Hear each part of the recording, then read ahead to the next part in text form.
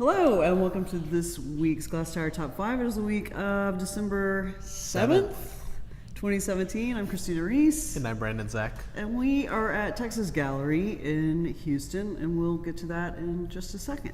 Number 5 this week is a show in Austin. It's a show by Carl Block, who's a Waxahachie-based potter. The show's called Odd Pottery, which it's exactly what it is. So Carl kind of has his thing, and he does his thing very well. Although this is a little different. He's kind of well known in the web gallery in Waxahachie and Yard Dog Art, where the show is, has shown his face jugs before. If you've seen one, you know exactly what I'm talking about. But he's been making platters lately. So these are platters, they go on a table or they could hang on a wall, and it's all of his signature elements, but he's doing them on platters now.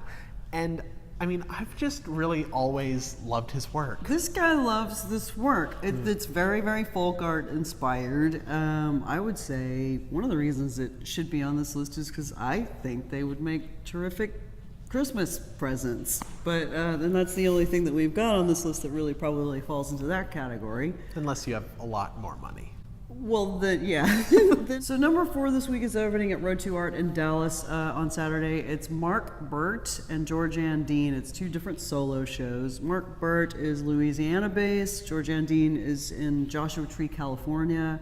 She does work that they're describing as psychic violence. In other words, it's paintings of scenes or narratives of a kind of violence that's not litigated. We don't have laws about it. She was making this work way before this last election, by the way. It's just that the work seems more timely now. Burt has been he has this allegorical kind of fictional world that he explores of people who are trying to get to a kind of promised land, but they keep getting distracted by pleasure. He comes from a collective of artists actually who have all kind of taken that idea in a different way. So it's a collective of artists that was really inspired by Lee Baxter Davis at East Texas University, yeah. East Texas State University, I believe. So the collective was the Lizard Cult Collective, so that involved Trenton Doyle Hancock, Burt, and a number of other people. And as you kind of know, if you know anything about that collective or the people that have split off from it or the people who were in it, everyone's taken that idea of trying to picture their ideal fantasy world, but creating characters that kind of undercut their vision. So number 3 this week is at 500X in Dallas. It's the Box 13 artists from Houston, out of Box 13, which is similar to the 500X collective. It's all the artists showing up at 500X. So it's this migration for the moment of the Houston artists showing in Dallas. And we mentioned this in a top 5 a couple weeks ago. Artist collectives trading shows is nothing new, and it's happening a lot right now in Texas. Mm-hmm. Number 2 this week is at Centro de Artes in San Antonio. It's a show called Status, Prints from Puerto Rico to San Antonio. So it's an exhibition. If you've ever been to Centro de Artes, it's a huge space. It has 2 floors, a downstairs and an upstairs. This show is upstairs. It's kind of split into 2 halves. There's prints by San Antonio artists, Joe Harjo, Gary Sweeney, a lot of others, Richard Armendariz. And then there's a selection of mostly screen prints from Puerto Rico. So a lot of these works are political. Some of them are almost kind of like gig posters in a way.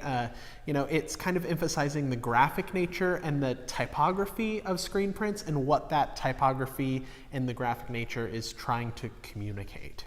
And number 1 this week, we're here. Texas Gallery, Jeremy DePrez, Mindfold. It's his 2nd show at Texas Gallery.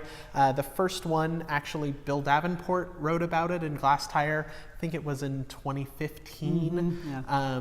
And this is a selection of new work, and it's really different than that first body of work. These are big pieces. They are not domestically sized. They're great. We just walked in and it's a really, really nice show. So he's a Houston-based artist. He graduated from the University of Houston with his MFA a number of years ago now. He's shown in New York. He had a residency at the Chinati Foundation, which was actually what the last Texas Gallery show was showing. It's a handsome show, and it's fun as well, which is a really nice combination to have a show that's a lot of fun and has a bit of a sense of humor, but is sort of also very dignified and very good looking.